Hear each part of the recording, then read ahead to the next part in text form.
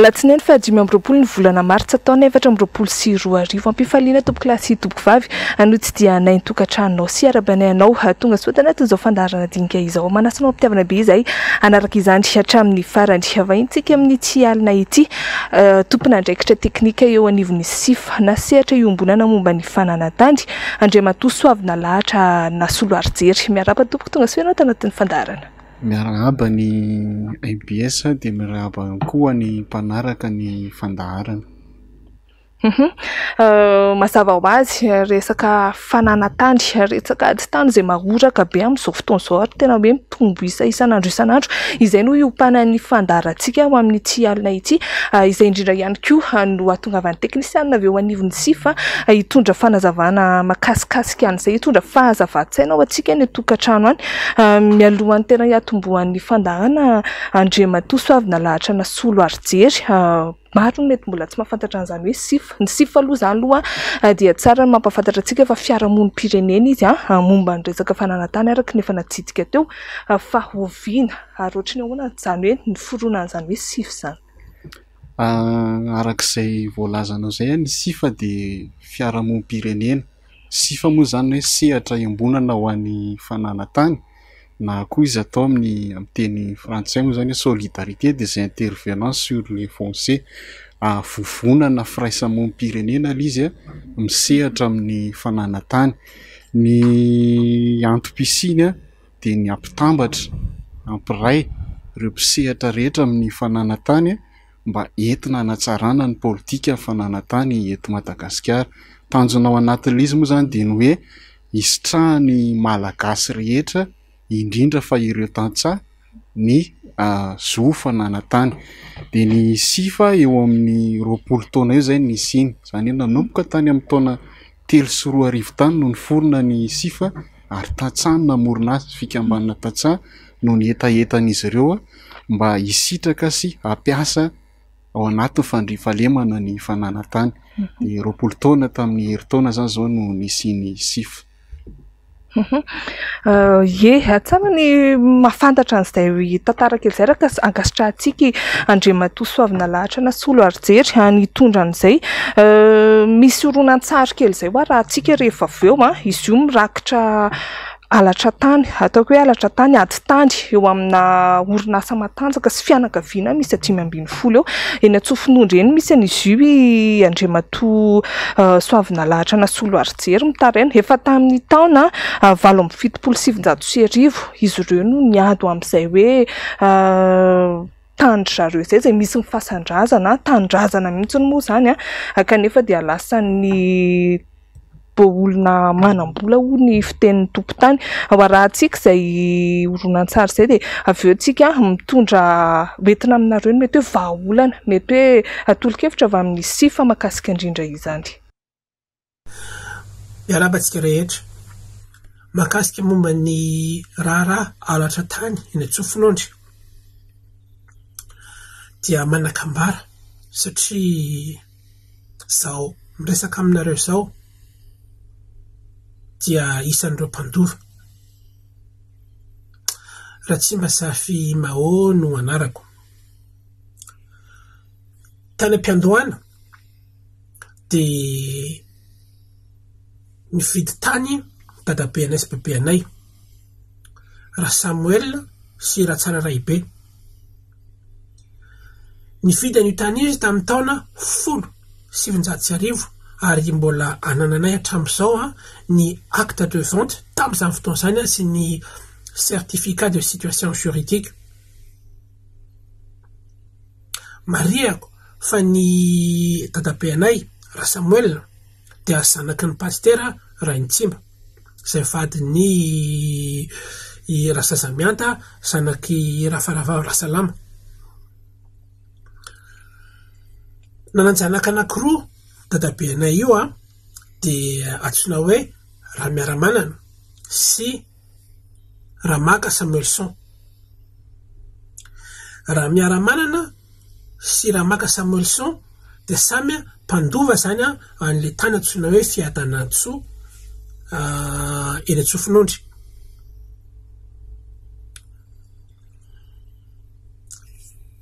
Ny raiko dia nitazona ny taratasy rehetra mahakasika an'izany zavatra izany, mahakasika ny fananantany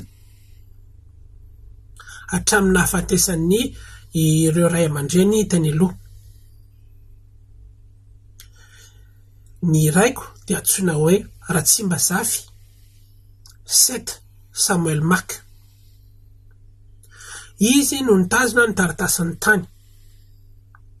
Tamin'ny taona 777 dia efa very io taratasy tany io.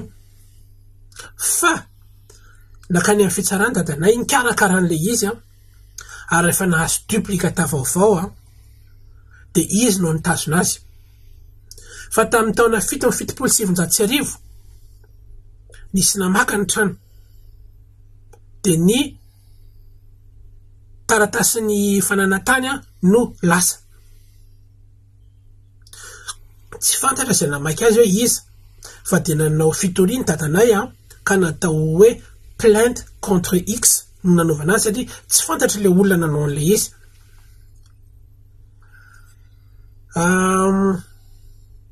Eritaona taty aoriana nefa na embolana taty aoriana, izany hoe tamin'ny taona 777 ny daty dia tamin'ny 13 Novambra 777 dia nisy taratasy mivoaka milaza fa hoe izany atao hoe Ramanatsoa Julien izany ny tompon'ny tany. Teo izay ny taitra tena nomboka nikarakara. Ny ray aman-dreny moa no tena nikarakara zany fa tsy nisy zavatra nietsika na niova taoriana ny filazana eo dia ohatrany tsy dia nietsika firy loatra koa ny fianakaviana. Teo ihany koa moa ny fahasahiranana. Fa ny zava-doza dia tamin'ny taona 577 izany hoe ny 9 Desambra 577 dia nivoaka ny didim-pitsarana manameloka ny mpangalatra tany. Ary voaheloka tokoa zareo dia voasazy hatramaizina mandritra ny roa taona. Saingy eritaona taty aoriana dia nisy didim-pitsarana vaovao mivoaka indray satria nampiakaran'izareo zany io didim-pitsarana voalohany io. Dia ilay didim-pitsarana vaovao io laza fa hoe foana ilay didim-pitsarana mivoaka teo aloha. Izany hoe tsy voaheloka indray zany ilay olona teo aloha. Teo ny nanomboka ny fahoriana zany satria lasan'ilay mpangalatra tany ny tany. Marihana fa eo amin'ny tany io dia misy ny fahasan-drazana, misy ny tranon-drazana. Ary efa voalaza taminareo teo fa efa 100 taona mahery zay no efa teo. Tonga ary ny taona 777 10 Novambra 777 nahazo taratasy fandroahana ny fianakaviana hoe mialo amin'ny tany nareo zany fa tsy tompo tany intsony. Mazava loatra fa tsy nanaiky izay. Dia nitolona dia niady teny amin'ny fitsarana lava be ilay tantara fa dia hoe mba nafoizana azy fotsiny dia izao tsy nomeny fitsarana rariny mihitsy an'izay nanomboka teo. Le mpangalatra zany etsy andaniny eken'ny fitsarana fa tompon'ny tany etsy ankiliny tsy voaheloka intsony noho izany namidiny le tany, namidiny tamin'ny orinasa anankiray.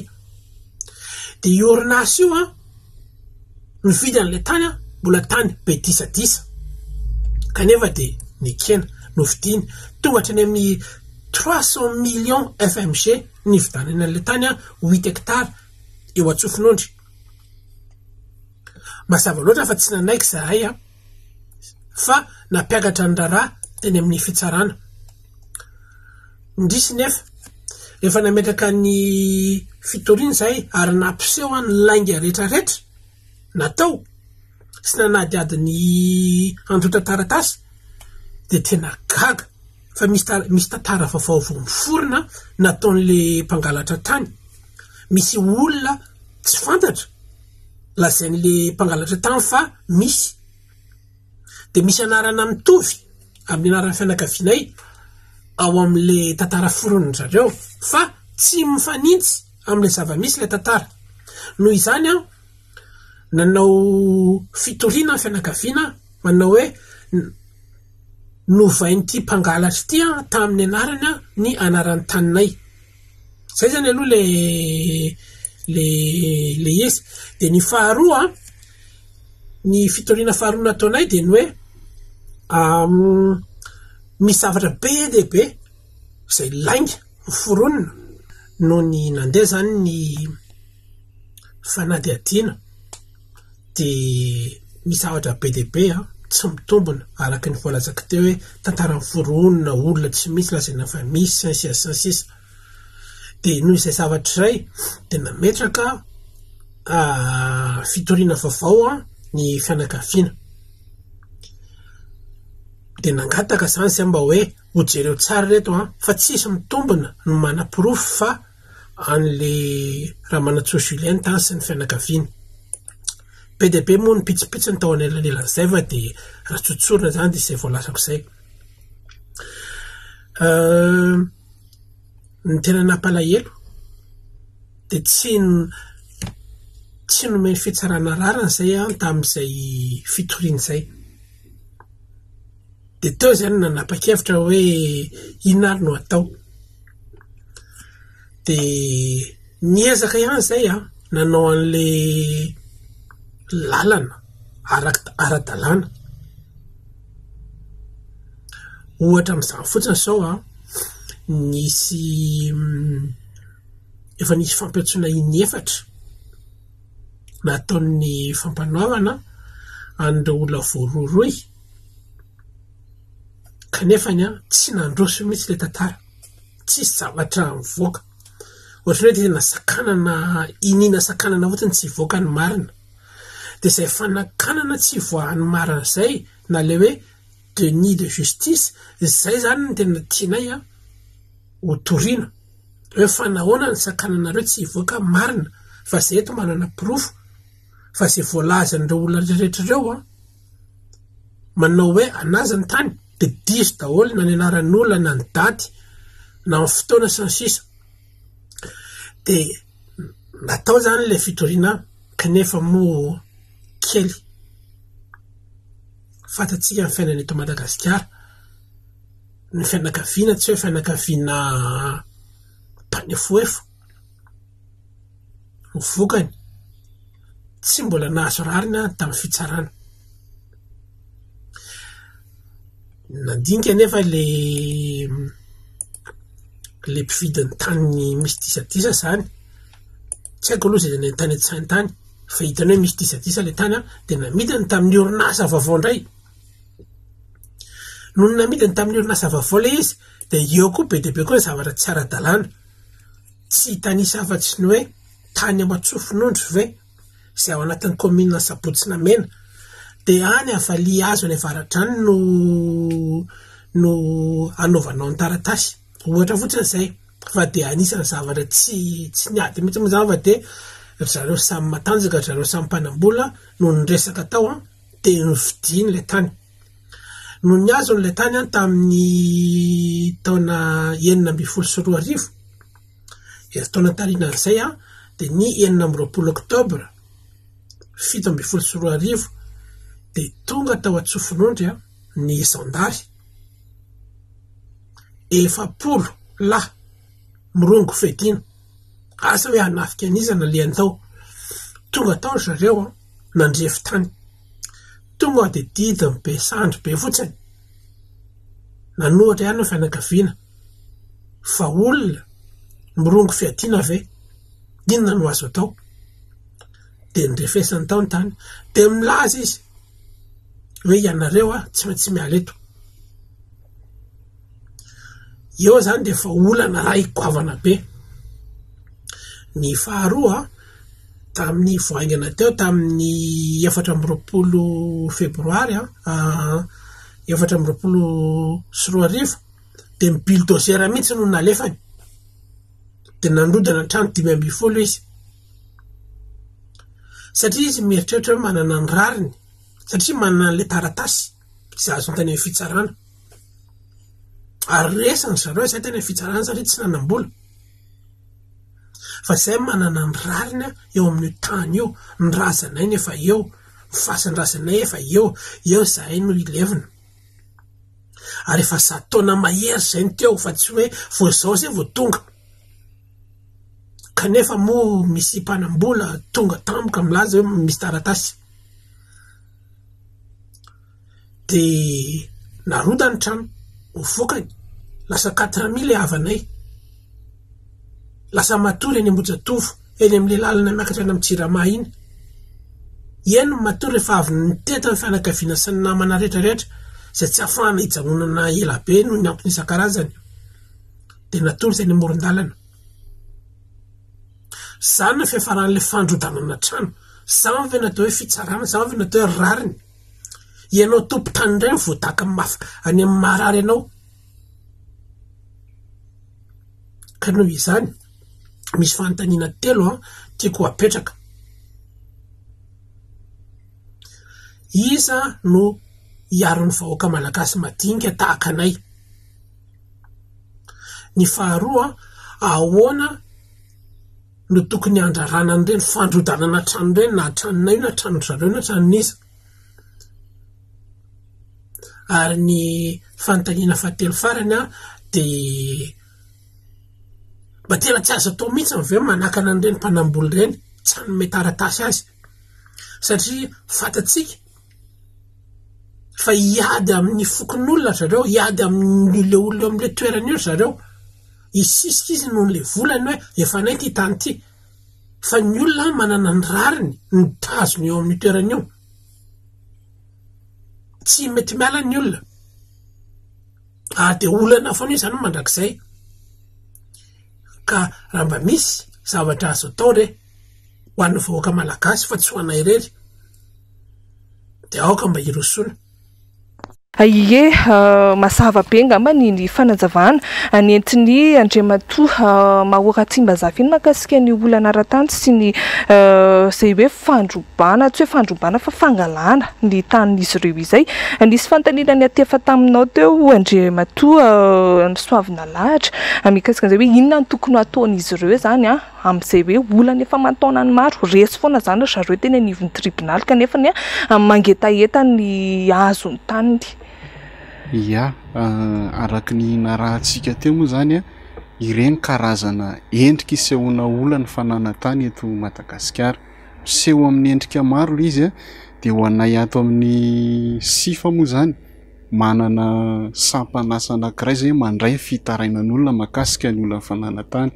de be ny karazana olana fanana tany tonga ao aminay fitarainan'ny olona tonga ao aminay na fanontaniana fanazavana makasika ny fanana tany de ireny ahafahanay zany mijery sy manao fanadihadiana ary mamoaka tolo-kevitra ve ohatr'izao zany ny tokony atao amin'ity resaka fanana tantsika ity eto Madagasikara de raha amin'izay olana rehetrarehetra akoatran'le voalaza tamin'ny horonan-tsary teo de misy asokajiana amin'ny lafiny telo zany ny olana fanana tany eto Madagasikara voalohany le olana teraka ireo le satatany lany andro inona moa zany satatany lany andro zany ohatra zao hoe ny tany vita titre amina vahiny taloha tamin'ny fanjanahantany terrain titré au nom colon izy tsika teraka olana ireny aty aoriana satria na de efa lasa ary le mpanjanahantany lasa le vahiny le tany mbola vita titre aminy de lasa sahirana le olona mipetraka eo amin'le tany manajary an'le tany aty aoriana eo ihany koa ny olana teraka le kadasitra tsy vita tsy totosatra ny farany be dia be ny kadasitra natao teto Madagasikara marihana kely moa ny kadasitra de fomba iray fanaovana titre fao be zany hoe tokony mahazo titre zany le olana anaovana an'ireny opération ireny zay ny tokony ho izy fa matetika tsy vita hatramin'ny farany ny ankamaroany ny opération kadasitra teto Madagasikara de lasa eo atenatena zany le tan'le olona de sahirana le olona mipetraka amin'ireny tany ireny amin'izao fotoan'izao zay le satatany lany andro de ny sokajin'olana faharoa resaka fibodona tany na ihany koa le fanoliana ny olona eo ambonin'ny tany inona moa le fibodona tany le accaparement zany le itenenana azy eto ohatran'le tranga teo zao hoe misy olona mety hoe mahitahita na hoe manan-katao na orinasa io na mpampiasa vola de tsy mijery ny zon'le olona zay efa mipetraka amin'le tany fa voilika be dia be zany eto Madagasikara. Faharoa indray le resaka expropriation na le fanesorana ny olona eo amin'ny tany noho ny filana noho ny tombotsoam-bahoaka. Rehefa misy an'izay mantsy hoe rehefa mipetraka eo zany ianao ka misy filana noho ny tombotsoam-bahoaka le tany de afaka esorina eo, fa saingy kosa misy zoan'le olona tokony esorina eo, tokony hajana ary misy paikady tokony arahana amin'izay fanalana ny olona eo amin'ny tany izay na noho ny fisiana tombotsoam-bahoaka ary. De iny efa misy olana koa eto Madagasikara. De ny sokajin'olana fahatelo farany le resaka fanoratana tany enregistrement moa zany tenentsika eto, ao anatiny daholo ny resaka na mety fanoratana fangatahana tany io na famondrana tany. Mbola sarotra ho any ankamaroa ny malagasy indrindra fa ny any ambanivohitra nataoko hoe ny tantsaha ny rosa ny fanoratana tany na hoe fanakalo ohatra hoe misy famondrana tany, famondrana titra amin'ny alalana fifampivarotana na fandovana, sarotra ho malagasy le manaraka le paikady ao anatin'izay. De itsika nefa sarotra eo aloha zany le tsy fahalalana na ataoko hoe tsy fahafantarana n'le paikady mahakasika ny fanana tany, le procédure mihitsy zany ny sarotra. De eo ihany koa le fahalafosana. Ny resaka fanoratana tany eto Madagasikara na fanoratana amin'ny voalohany io na le famondrana sarotra le izy. De itsakilana koa misy ale lafo le izy. De ny isan'ny sampan-draharaha fanana tantsika zao eto Madagasikara 13 domaine Stopone resahako amina distrika 900. Zao moa zany efa lasa 20 indray ny distrika. De ny 13 amin'ireo ihany no misy sampan-draharaha ny fanana tany, ny 13. De eritrereto hoe raha any amin'ny commune na any amin'ny fokontany lavitra be any distrika le olona na de te hanoratra tany ary eo aloha le efa tsy fahalalana, eo ihany koa le fahalafosana. De sarotra zany le manoratra tany eto Madagasikara. De efa misy moa zany le resaka brefoto ny fanana tany, iny koa sampan-draharaha ny fanana tany iny zay mieritreretina tao anatin'ilay izy hoe anakekezana satria tsy njara-pahefana amin'ny resaka fitatana fanana tany. De nomena fahefana ny commune na vondrom-bahoaka paritra anangana sampan-draharaha fanana tany. Io le ataontsika hoe brefoto ny fanana tany. De iny zany isaky ny commune tokony manangana an'iny, na izany ary nefa mbola eo amin'ny 500 mahery kely eo nisan'ny commune manana brefoto ny fanana tany eto Madagasikara amin'le commune 3,990. De dikan'izay zany hoe mbola sarotra raha ohatra hikarakara taratasy tany eto Madagasikara. Ny sifanisany mandray mihitsy moa zany fitarainana, mety hoe maharay fitarainana mombana resaka tany firy isan'andro ianareo firy isan-kerinandro. De inona no tena betsaka hoe betsaka hoe resaka fibodona ve sa hoe ohatran'ny ka ny Andriamatoa Mahoratsimba zafy teo hoe zao misy ka ohatran'izany ve? Le mandray firy isan'andro eo angamba tsy teny hoe firy iteny sifra tena tombona be satria miovaova le izy. Fa ny moyenne angamba no teneko isan-kerinandro zay tsy lasaka mandray fitarainana 10 de tsy maintsy manao fanadihadiana koa nefa ao anatin'le izy. De manontany anao inona ny tena betsaka ao anatin'le izy de le telo ireo misy daholo, le telo voalazako teo aloha teo hoe ateraky le satatany lany andro, eo ihany koa ny fibodona tany de le olana ateraky le fanoratana.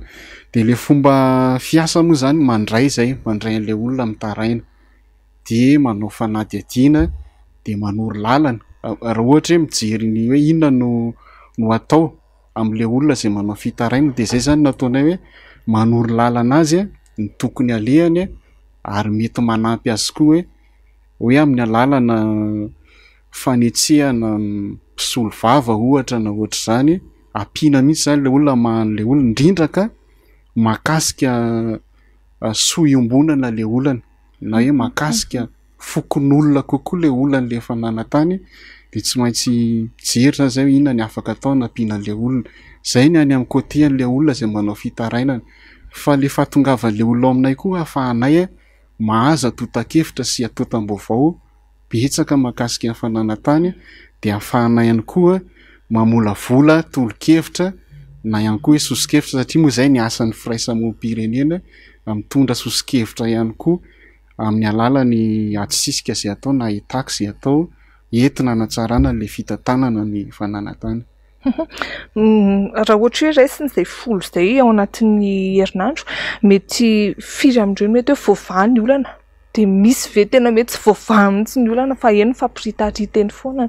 Araky ny nambarako teo firaisamonim-pirenena, fiarahamonim-pirenena ny SIF, de voafetra ihany ny fahafahamanao. Ny tiako teneny hoe tsy afaka hipetraka eo amin'ny toerany mpanatanteraka na hoe tompon'andraikitra ny fananantany, fa misy zany hatreto no azo atao le lazaiko te torolalana sy ny sisa, de manaraka an'iny le olona, de io ihany koa zay manao atsisika. Hitantsika angamba nireny hoe manangona tota-kevitra de miteny manao antsoavy sy ny sisa, hatreo ihany ny andraikitry ny fiarahamonim-pirenena, fa ny mpanatanteraka de eo ny mpanatanteraka, eo ihany koa ny raha ohatra le izy zao ka fa ohatra hoe tena fangatany hoe milatra any amin'ny fanovana lalàna le izy de manao atsisika zay any amin'ny parlementaire, ny amin'ny assemblée nationale sy ny any amin'ny sénat. Raha ohatra indray le izy ka hoe fanovana fomba fanao na pratika, de ny mpanatanteraka zany no voakasika zay. Raha ohatra ka mahakasika fitsarana le izy de manao antsoavy sy atsisika zay amin'ny fahefana fitsarana. De indraindray misy miaino, zay ngamba ny azo itenena anazy de mety ho voavaha le olana, satria matsapa zany ny mpanatanteraka sy ny tompon'andraikitra hoe mitombona le zavatra tenenin'ny SIF sy ohatr'izany. Indraindray koa nefa araka le lazaiko teo voafetra ihany le fahafahamanao, de tsy voavaha le olana fa mbola mitarazoka foana hatramin'izao. Be dia be koa zany zay. Anisan'ny tranga betsaka amin'izao ihany koa Andriamatoa Nasolo Arijery, ny mahakasika an'ity resaka hoe misy tany de olona manana titra an'io tany io daholo, olona ray, roa, telo, efatra, dimy, samy milaza ho tompony daholo. Tsara ampahafantarina ny tokantrano hoe ohatry ny ahoana, inona avy moa zany no porofo fananantany eto amintsika, mba ahafantaran'ny olona ny zony ao anatin'izany. Tonga de miainga any amin'ny lalam-panorenana ny etoko hanazavana azy, any amin'ny article 34 tsika amin'ny lalam-panorenana ny 2/4/telopolo, de eo zany miteny hoe ny fanjakana de miantoka ny zo fitompona any olona, ary tsy misy olona afaka alana eo amin'ny tany raha tsy noho ny fisiana tombotsoa-bahoaka ary onerana ary izy rehefa miala eo. De dikan'izay zany ny droit de propriété na le zo fitompona de voary lalàna, lalam-panorenana miantoka azy. De ny ahafahana miaro ny zo fitompona amin'ny lalànantsika amin'ny fananantany zany eto Madagasikara, resaka fananantany resahana, de eo aloha zany tokony ananantsika titre foncier na le hoe bokin-tany, ary eo ihany koa ny certificat foncier na karatany. De ireo nefa mila hazavaina ihany, ny titre foncier na bokin-tany iny le angatahantsika ny amin'ny sampan-draharahan'ny fananantany, domaine sy ny topo. Ny tampon-panjakana no angatahantsika titre foncier, zany hoe misy tany zany ao de tianao azo le izy de mangataka titre tsika any amin'ny fanjakana, any amin'ny domaine sy topo, de misoratra aminao le tany avy eo. De iny zany tena famoronana zo iny, satria tanin'ny fanjakana le izy fa nangatahanao, de lasanao le izy de voaforona zany le zo anao. Fa ny karatany indray io koa mbola taratasy iray manamarina zo fananantany, fa ny karatany indray efa tany efa nampiasainao le izy no ajariana, de any anatin'le lalàna mahakasika an'izy io moa ny lalàna 2022/013 de hoe no ajariana nandritra ny 5 taona fa tsy ananantsika taratasy de azo atao manamarina le zo fanananao an'le tany amin'ny alalan'ny karatany. Indray angatahantsika any amin'ny commune, any amin'ny bureau foot ny fananantany. Raha fitiniko zany hoe ny titre de famoronana zo fananantany. Tsy hanananao zo le tany fa nangatahanao le zo de azonao le izy de arovana amin'ny alalany titre foncier na bokin-tany. Ny karatany indray de le fampiasanao an'le tany no mamorona ny zo anao fa tsy hanananao taratasy le izy de amarinina amin'ny alalan'ny karatany na certificat foncier. Resaka valeur juridique manao an'andray ny titre sy ny karatany fa hoe valeur juridique no resahana. Ny valeur juridique na hoe tanjaka eo anatrihan'ny lalàna amin'le porofo anankiroa zay resahako teo, titre sy ny karatany de io zany tsy misy adefitra fa mitovy lanja ny karatany sy ny titre.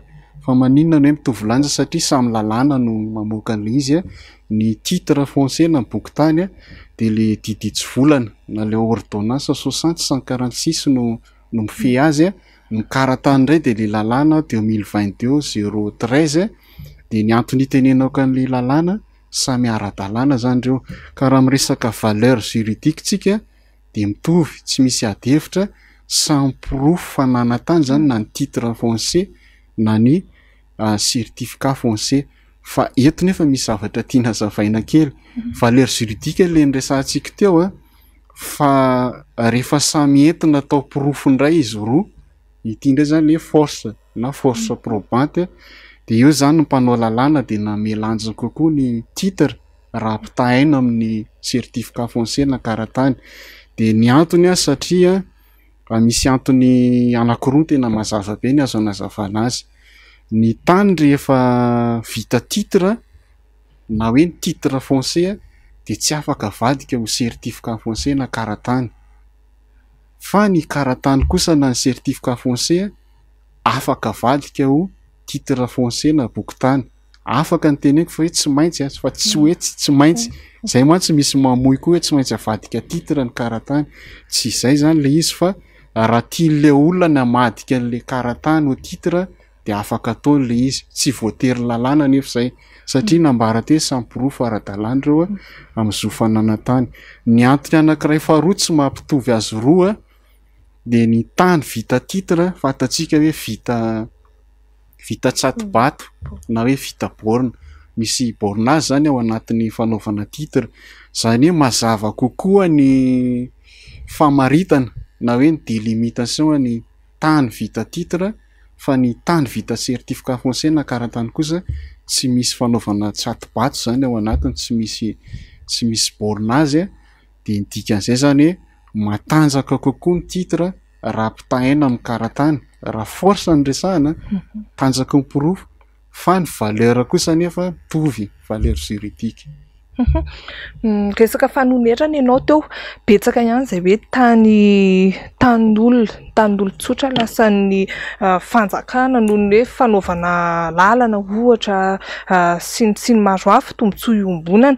Ohatry ny ahoana zay resaka hoe fanonerana zay satria maro ny fitarainana, maro ny olona no mitaraina hoe tsy nisy akory ny fanonerana fa tonga de alana amin'ny tany nefa vita ihany le projet natao tsisy ny fanonerana fa de miala maina reo olona.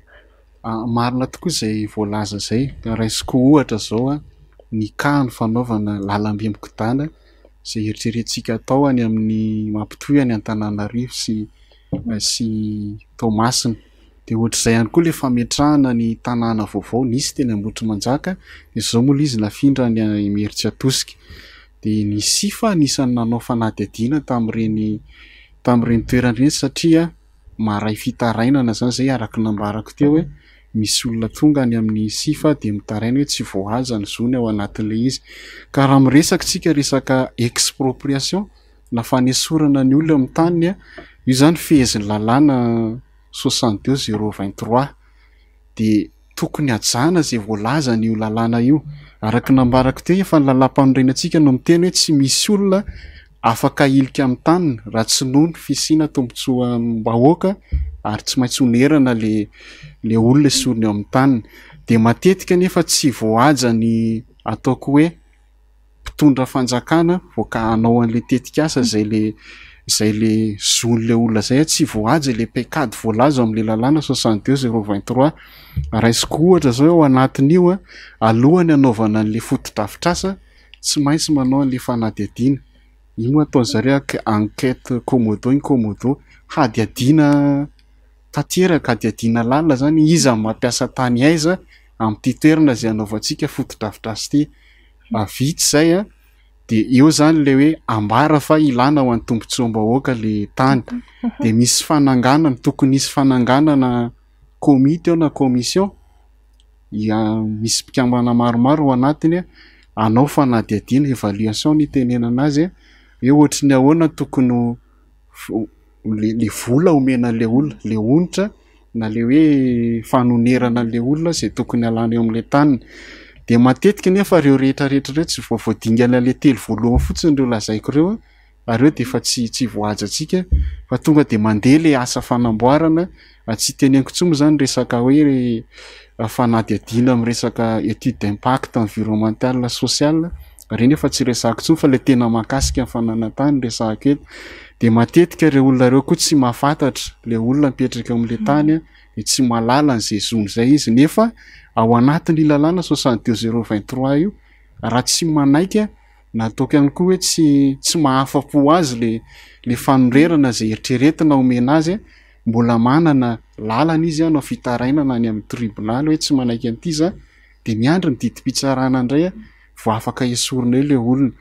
De zany nefa tsy voajantsika zany.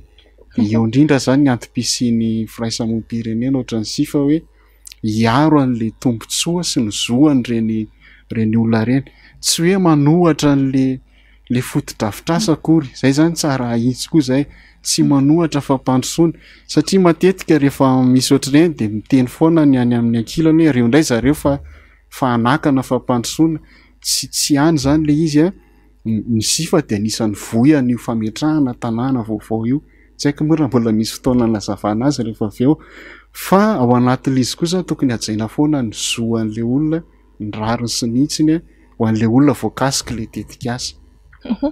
Mety azo fantarina ve hoe mety firy isan-jato amin'ny mety hoe le zavatry le olona ohatra hoe trano alana teo zay hoe fanonerana izay, sa tsy voafaritra mazava ny resaka fanonerana?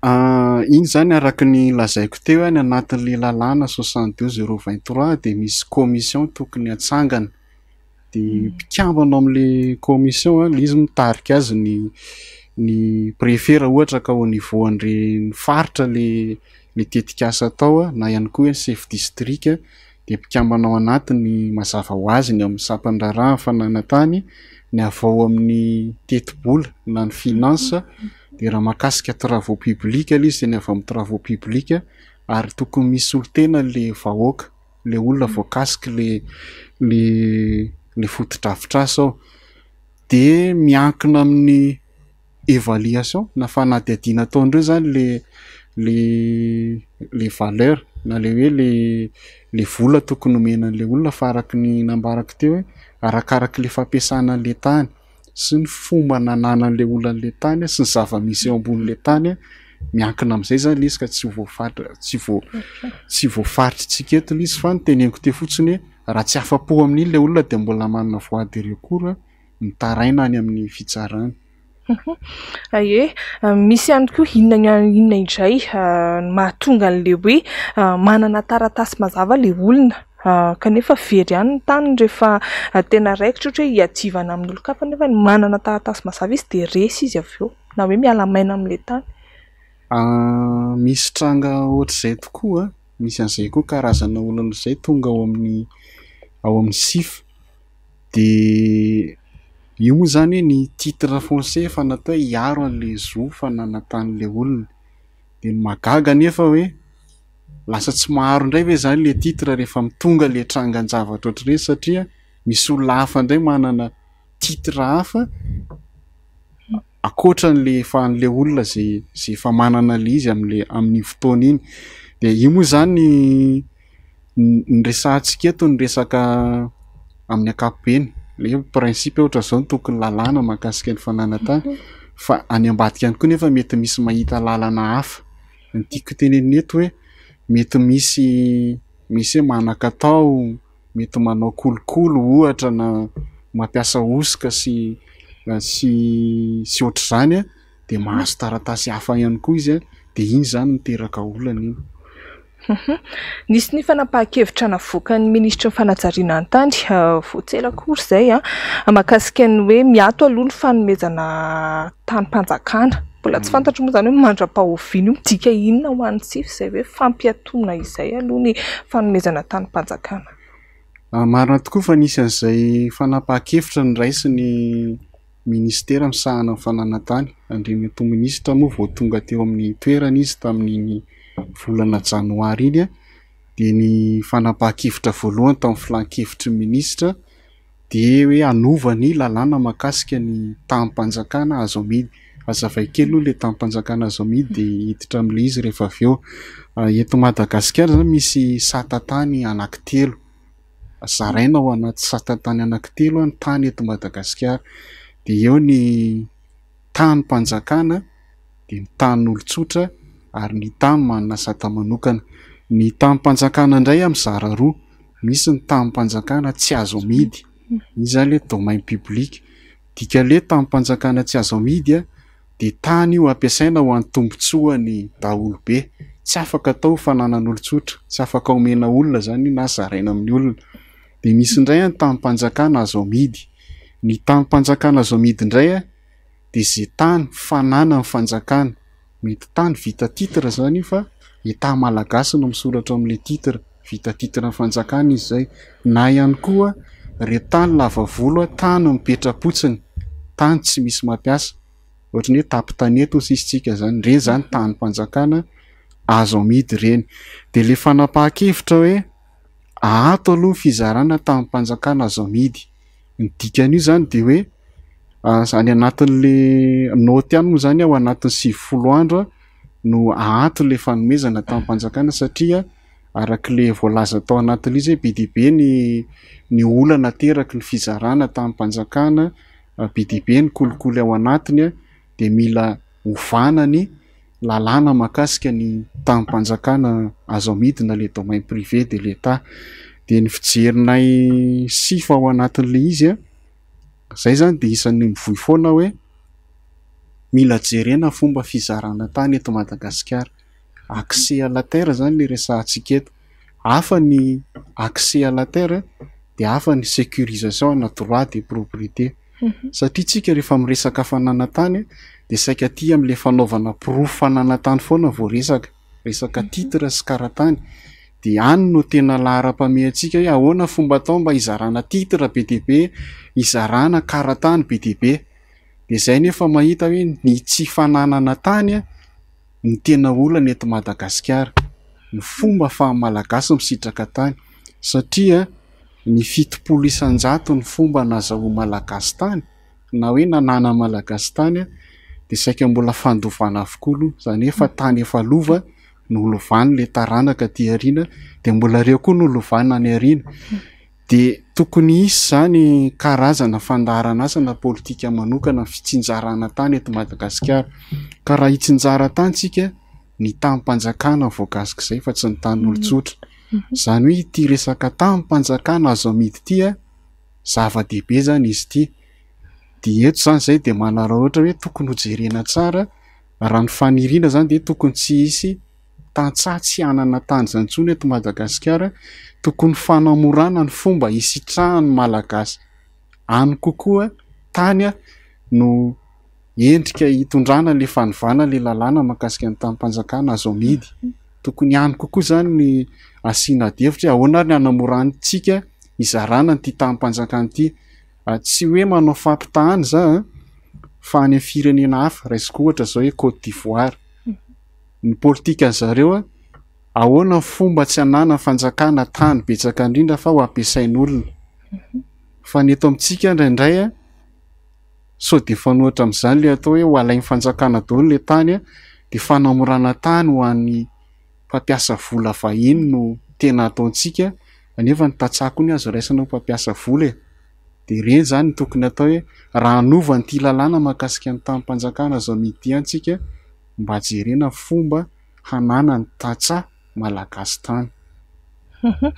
Miresaka lalàna tsika misy ny le code minier tany hoe lalàna mamaritra ny resaka fitrandrahana reny an-kibon'ny tany. Ny raha ny voalaza aloha zany dia misy an'ity le hoe droit d'utilité publique ity.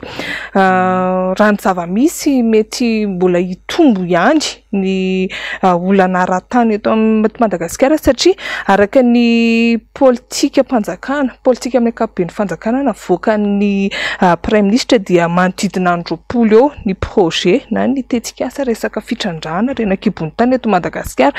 Misy an'ity le resaka droit d'utilité publique izay betsaka no milaza fa tsy mety ary tokony esorina ao anaty lalàna mihitsy satria betsaka ny olona voa ao anatin'io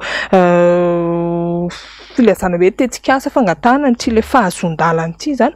Ahoana ny hevitra ny sifa mikasika an'izany, azo atao ve ny manala an'io lalàna io ho fitsinjovana ny mpiarabelona rehetrarehetra satria mety za, mety ianao, mety olon-kafa, mety ho voakasika hoe ilaina ety tany ity anaovana fitrandrahana, mety hiala maina indray le olona.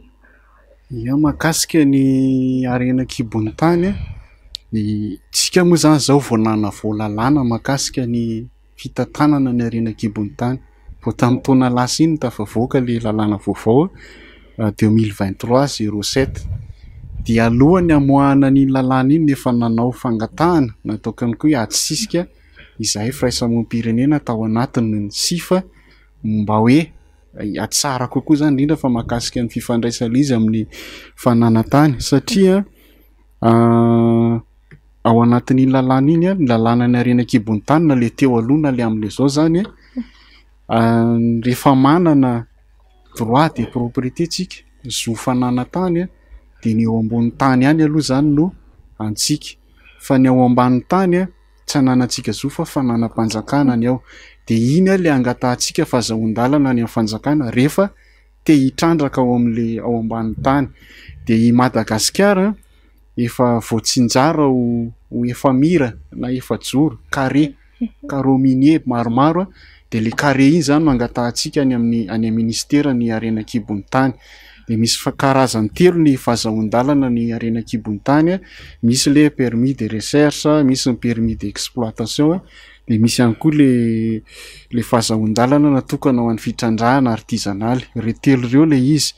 Dia ao anatin'le lalàna rehefa mahazo an'le fahazoan-dalana na le permis le olona dia asiana fanaraka amin'le tompon-tany.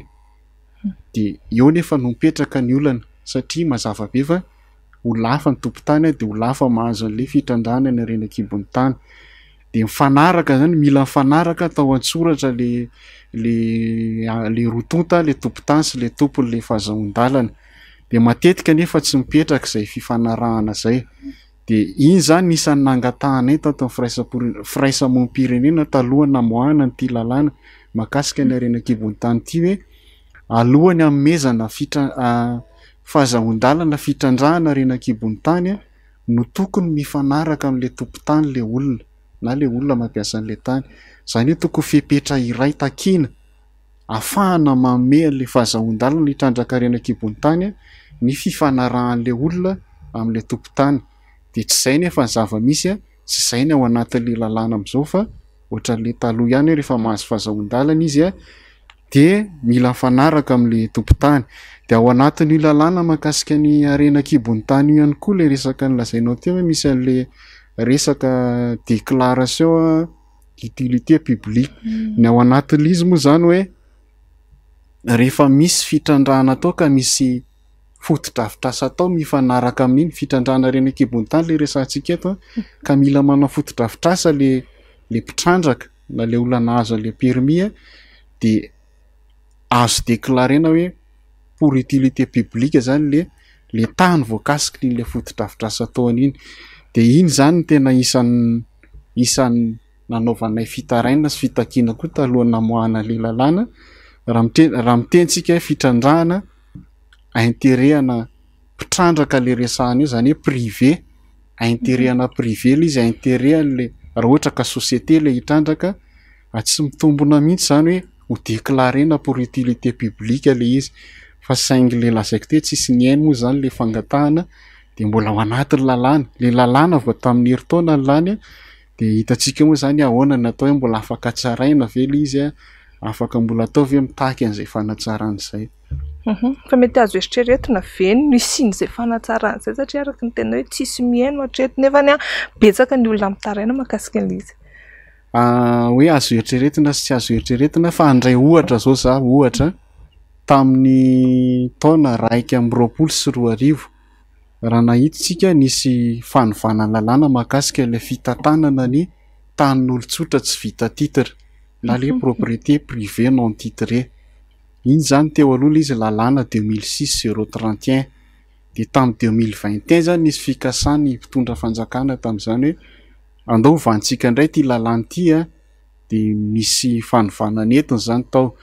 De rehefa nandeha le fanovana voaka le lalàna 2021-016 de izay moa zany isan'ny taky hoe tsy mety ty lalàna ty be dehibe ny teboka tao anatiny hitanay hoe tsy hitondra tombontsoa ho an'ny tatsandry indrandrindra verin-dalana indray tsika amin'le fanavaozana fitantanana fananantana raha nampiarina le lalàna 2021-016 tsy hiditra amin'ny atsipirian'le izy de nanao fitaraina izay fitakiana de nisy ny haino indray aloha zany teo verin-dalana indray mpitondra fanjakana hoe andao ary verena ny ty lalàna ty de izy novana hoe 2022-013 indray zany zao ka mety azo eritreretina ihany zany raha ohatra ka zay koa moa ny anjara asany firaisamonim-pirenena manao fitakiana amin'le fanatsarana ny lalàna de apetraka foana l'izy hoe tsy atoko mpanohatra akory ny firaisamonim-pirenena na fiarahamonim-pirenena fa mitady foana ny tombontsoa iraisana tombontsoa iombolana ho an'ny sifa manokana de le ny sitraha malagasy tany izay ny tena tanjona ao anatiny. Miroso ihanytsika ao anatin'ny fandaharana ity indray tranga efa nisy tany Sainte Marie tany Nosy Belleville tany amam-bolana maromaro lasa zay tamin'ny taondasa misy vahiny petraka amoron-dranomasina moa zany mazava ho azy vidy trano izy de tonga de déclaré ihany koa hoe fananana zany le plage eo alohan'ny trano nefa raha ny zava-misy raha ny lalàna toa tafiditra ao anatin'ny tanim-panjakana izay indrindra izy ireny ahoana inona indray no azo ny sy fambara mahakasika an'izay ohatry ny ahoana ny lalàna an'izay hoe firy metatra miala amin'ny ranomasina sy ny ohatr'izany tsara ampahafantarina ny olona ihany. Mahakasika ny morontsiraka na ny plage de iny ao anatin'ny tanim-panjakana tsy azo midy. Ny tanim-panjakana tsy azo midy de ny lalàna 2008-013 no mifehy azy de mazava be ny voalaza ny lalàna ao fa hoe ny 520 metatra miala amin'ny sisin'ny ranomasina rehefa samota na hoe marée haute ny ranomasina miditra aty an-tanety de tafiditra ao anaty tanim-panjakana tsy azo midy. Zany hoe ratsorina zany ny plage de tanim-panjakana tsy azo midy domaine public de l'État le nolazaiko tany aloha teo hoe tsy afaka atao fananan'olon-tsotra tsy misy tokony olona privé olon-tsotra hanana plage zany eto Madagasikara de tonga de midika zany hoe tsy fanarahan-dalàna zany ny fitenenana hoe anaty plage ty na hoe misoratra amiko ty plage ty. De mazava be ny voalazan'ny lalàna mahakasika ny tanim-panjakana tsy azo midy akoatra ny morontsiraka le lazaiko teo sy ny lalana sy ny fampiankina amin'ny lalana dia azo ny fanjakana tao ihany nefa mampanofa an'le tany na hoe manome an'le tany hampiasa an'le tany amin'ny alalana fampanofana. Io moa zany le atao hoe occupation temporaire na hoe contrat de cession afaka mpanofainy fanjakana zany le tany fa ny morontsiraka tsy voakasika izay mihitsy sy ny lalana de eo koa moa zany somary hafahafa kely amin'le lalànantsika tsy afaka ho tompony le olona fa afaka manofa ihany kosa nefa fa tsindriko zany fa ny morontsiraka de tsy ao anatiny io le fepetra voalaza io. Mety hoe inona zany mety hoe antony ohatra sahinin'ny olona ohatran'izany milaza hoe azy le morontsiraka na plage de iny zany mety hoe manao le lazaiko teo mahita lalana hafa izy na hoe manao ankery fotsiny hoe anaty ny olona vahoaka koa moa tsy le lazaiko teo tsy mahafantatra ny ny lalàna mahakasika ny fananantany sy ny tokony ataony fa azon'le vahoaka atao tsara ny miady sy mitako hoe tsy anao ty fa ampiasaina ho an'ny tombotsoam-bahoaka. Azo atao zany zay satria tsy ara-dalàna le fananan'le olona le morontsiraka. Iresaka mahakasika ny titre vert indray tsika nanahoana fandresen-dahatra ireo olona voakasika ity titre vert ity hoe hisitraka n'ity titre vert ity dia taizavo ny toerana mety hoe voakasika izay titre vert izay firy marina izy ireo dia firy ny resy lahatra nanao ahoana le resaka tetikasa ity. Ny mahakasika ny sifa angamba no lazaiko eto ny ara-niasa tamin'ny tetikasa USAID tao zay tamin'ny 2018 ka hatramin'ny 2020 teo dia isan'ny asa nataonay tao anatin'izay tetikasa zay ny famondrana an'ireo olona izay mipetraka amin'ilay faritra rovana atao hoe Menabe Antomena any amin'ny faritra Menabe ho afindra zany izy ireo. Dia nidikan'ilay afindra amoronana tanàna vaovao na tany vaovao ahafahany mipetraka. Dia nisy asa maromaro natao tao anatin'ilay izy mazava ho azy fa tao anatin'ny fandresen-dahatra an'ireo olona izay mipetraka ao anatin'le faritra rovana na le atiala Menabe ireo. Dia rehefa nandeha ny fandresen-dahatra sy ny fanisana an'ireo olona dia navita zany izay tatao amin'ny sifa nandresy lahatra fianakaviana 700 mahery monina ao amin'le Menabe Antomena. Dia izahay ihany koa no nanomboka na ihany koa hoe nampisy an'le fametrahana le réserve foncière na hoe velara-tany natokana hifondrana izy ireo. Dia voaforona zany velara-tany hamondrana izy ireo any Abezeka izay moa ny tenenana an'le izy. Dia taty afara moa izy niraisy ny ministera ny fambolena fanohizana le tetikasa izany hoe ny anjara asan'ny sifa tao anatin'le izy dia le fandresen-dahatra le olona sy ny fametrahana le réserve foncière izay hifondrany. Dia rehefa niraisy ny ministera ny fambolena le izy dia navadika ny tetikasa titre vert io.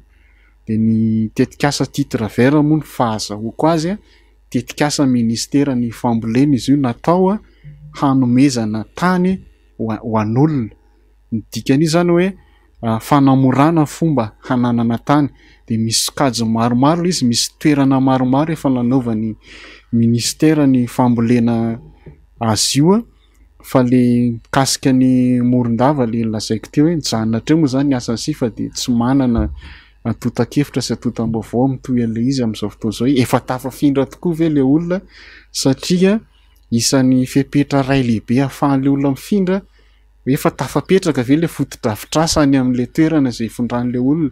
Tsy afaka afindra fotsiny le olona entinareo mipetraka fa tsy maintsy miaraka amina famoronana sy fametrahana foto-drafitrasa le izy trano sy ny toeram-pamboleny. Dia eo moa zany mbola tsy fantatra hoe totosatra ny farany ve izay famondrana izay. Mety manana vinavina ve nefa ianareo hanao suivina hoe anaraka an'izay zava-misy izay hoe tena tafafindra soamantsara ve le olona. Ao anatin'ny ezaka tokony ataonay zany le izy ezaka tokony ataon'ny sifa dia izay koa moa isan'le lazaiko ty mivohy foana le fomba namorana fomba hananana tany. Dia hitanay zany hoe tetikasa titre vert ty efa lalana ray io manamora fomba azahoan'ny malagasy tany. Fanomezana tany mihitsy tsy inona le izy omena tany le olona dia misy andraikitra takiana aminy, misy boky nandraikitra arahany dia mahazo titre izy afaka ataona vitsivitsy. Dia ireny zany fomba atao ireny fomba hita hoe mety ho fitsinjarana tany fa tokony velarina le izy sokafana hoe ahoana ary fomba anaovana an'iny mba malagasy indrindra fa le tantsaha tena hisitraka an'le fanaovana le tetikasa titre vert dia tokony tohizana hatramin'ny farany koa le izy. Fa matetika mantsika rehefa manomboka zavatra dia le lazaina hoe tsisy fanaraha-maso koa le izy na tsisy tohany avy eo dia verivery fotsiny. Nisy ohatra zao tetikasa famondrana amponina tany afaritra Bongolava tamin'ny taona 90 tanoany hatramin'izao ireo olona ireo mbola tsy nahazo titre akory. Dia izay foana zany ny olantsika eto Madagasikara hoe manomboka tsika fa le fampaharetana sy le fanitarana le izy tsy voajerintsika loatra. De isan'ny asa ataonay zany zay manaytaitra ny mpitondra fanjakana zay hoe rehefa natomboka le izay de tokony atao sy hatsaraina.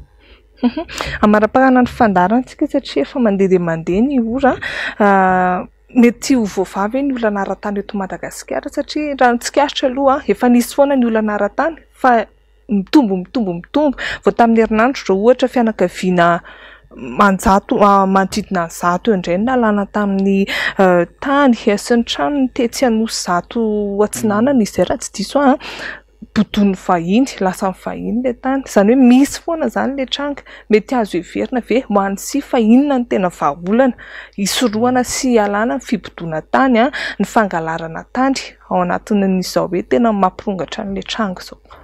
Marina mihitsy zay fanamariana zay. Araka lazaiko teo 20 taona zay nisy ny sifa. De rehefa mijery an'le olana tonga ao aminay zay de le olana tamin'ny 20 taona lasa mbola misy foana amin'izao. Dikan'izay zany hoe misy zavatra tokony ho hatsaraina zany ao. Ny politika ny fananatantsika sy ireo fitaovana entina manatanteraka izany politika izany ohatra hoe ny lalàna, ny fandaharana asa. De be zany tokony ezaka mbola atao sy hatsaraina fa izahay ato amin'ny sifa zany mivohy foana le hoe resaka fomba azahoana tany aloha tokony jerena voalohany, fomba hananana tany, accès à la terre.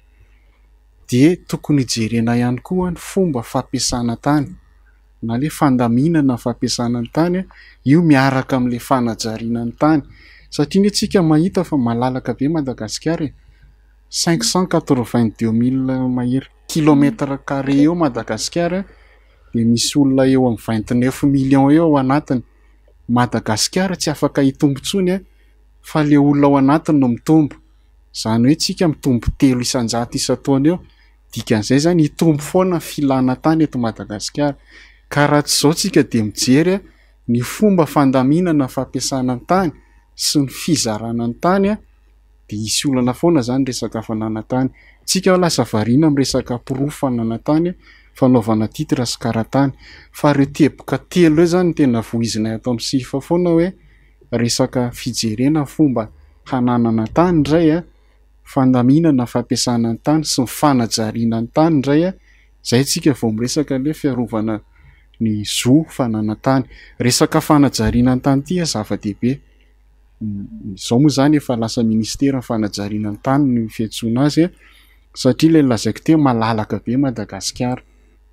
De rehefa tsisy ny fanajariana vangongo amin'ny toerana ray daholo ny olona manantona zay tany afaka hivelomany. Dikan'izay zany tokony nisy ny fanajariana ny tany ho afaka iainana sy ho ampiasaina ary afaka hivelomana. Ny taremarika faran'ny FAO itsika manana toeram-pambolena toerana azo volena eto Madagasikara 8 millions d'hectares eo. De ny ambolentsika ao anatin'ireny nefa de 1,500,000 hectares eo. Zany hoe mbola misy any amin'ny 5 millions hectares any zany tsy voajary. Fa maninona le izy ny tsy voajary satria tsisy fanajariana tsy afaka ampiasaina. De aleontsika manafatra vary foana isan-taona, mety manafatra 4000 tonnes eo foana tsika isan-taona toy izay hanajary an'le tsy voajary ho afaka ampiasaina sy afaka ho ambolena. Satria ny dikan'le manafatra vary mamelona tantsahany velantsika. Fa raha voajaritsika le toeram-pambolena tsy voajary eto Madagasikara mamelona ny tantsaha eto Madagasikara tsika. Zany rehetra zany fananantany daholo. Tsy voavahana karatany sy titra zany fa mila mijery velatra be zany ao anatin'le izy. De zay moa zany mezaka foana mitondra an'izay fomba fijery zay. Ie, ataoko fanazava tamintsika mpanaraka ny fandaharana izay fanazavany Andriamatoa Soavina Lahatra Nasolo Arijery izay mikasika ny resaka fananantany. Misy raisina moa zany indrindra fa ho an'ireo olona izay manana olana ara-tany, adi-tany sy ny maro hafa amin'izao fotoana izao. Tahaka ny mahazatra afatra fohy mety hoe inona ny afatra tiana ho ampitaina amin'ny malagasy manaraka antsika amin'izao fotoana izao mikasika indrindra izay hoe resaka fananantany na ho an'ny mpitondra ihany koa ao anatin'izay. Ho an'ny mpitondra fanjakana moa zany na ny manam-pahefana de zay zany miezaka foana miteny hoe ilana fifampidiniana. Tokony hisy fifanankalozan-kevitra maharitra miresaka fitantanana fananantany. Mandray ohatra amin'ny firenena hafa foana, raisiko ohatra indray zao ohatra ny any Senegal, zareo manana le vovonana na sehatra hifanankalozan-kevitra mahakasika ny fananantany. Zany hoe mifanakalo hevitra foana ireo, mpisehatra be dia be ny ao anatin'le izy dia ireny ny entina hanatsarana le fitantanana ny fananantany. Dia isan'ny fanentanana nataonay amin'ny ministera foana moa amin'izao fotoana izao hoe tokony hapetraka izany eto Madagasikara, tokony hisy sehatra iray hifanankalozan-kevitra, espace de dialogue na hoe plateforme na dialogue mahakasika an'ity fitantanana fananantany ity. Ny tanjona ao anatin'le izy dia mba hitovy fomba fijery ny mpiatsehatra rehetra sy ny sehatra rehetra mahakasika ny fananantany, satria izay miteraka olana le tsy fisiany izay iainantsika amin'izao fotoana izao. Dia ho an'ny tantsaha indray izay moa zany araka nambarako teo fa fiarahamonim-pirenena be dia be tsika no manao fitarainana sy mangataka hevitra any amin'ny birao, any amin'ny sifa na amin'ny alalan'ny tambazotra sy ny sisa. Dia miezaka foana izay mitondra le torolalana sy toro-kevitra hoe zao no tokony atao sy lalana tokony aleha ao anatin'le izy. Dia aza misalasala zany fa misokatra foana ny varavaran'ny sifa, afaka manantona antsika zany ao anatin'izay. Rehetra hoe izy moa le varavaran'ny sifa loatra misy mantsy mety mbola tsy mahafantatra an'izany dia tsara ampahafantarintsika ihany hoe aiza no manantona zany ireo olona izay voakasika izay hoe olana miresaka fananantany izay. Ny birao sifa dia eny faravohatra, lalana miakatra ohatran'ny hoe eny amin'ny Jirama faravohatra zany izy ampita le atao hoe clinique Saint Thomas. Dia misy page koa, misy page Facebook ao amin'ny sehatra iambonana ao amin'ny fananantany, dia manana site web koa moa zany izay tapenareo fotsiny hoe sifa dia afaka mifandray ao koa. Efa misy contactany, misy numéro-na telefona, fa apetraka foana le izy satria le olona zany manantena hoe hovaovany olana rehefa makany amin'ny sifa izy. Fa araka ny lazaiko teo hoe hatreto ihany ny anjara andraikitry ny fiarahamonim-pirenena, dia mijanona eo amin'le torolalana sy le fandresen-dahatra le mpanapa-kevitra. Fa na izany ary izahana foana manampy an'ilay olona ny famahana ny olany. Ie, mazava be izany hafatra sady fanondroana isan-karazany nataon'Andriamatoa Soavinalahatra na Soloarijery inona fa nitondra fahazavan-tsaina ao antsika ny tokantrano kely, nitondra vahaolana moa zany, fampahafantarana bebe kokoa mikasika an'izay hoe lalàna ny fananantany izany. Izay ihany koa manakatona ny fandaharantsika amin'izao alina izao. Ankasitrana ianao ny ara-dalàna tamin'ny hatramin'ny farany, ankasitrana ihany koa ny teo anivon'ny sifa nanaiky ny fanasan'ny fahitalavitra sy ny onjam-peon'ny MBS ny vahiny teto amin'ny fandaharana tamin'ity alina ity. Veloma tompoko.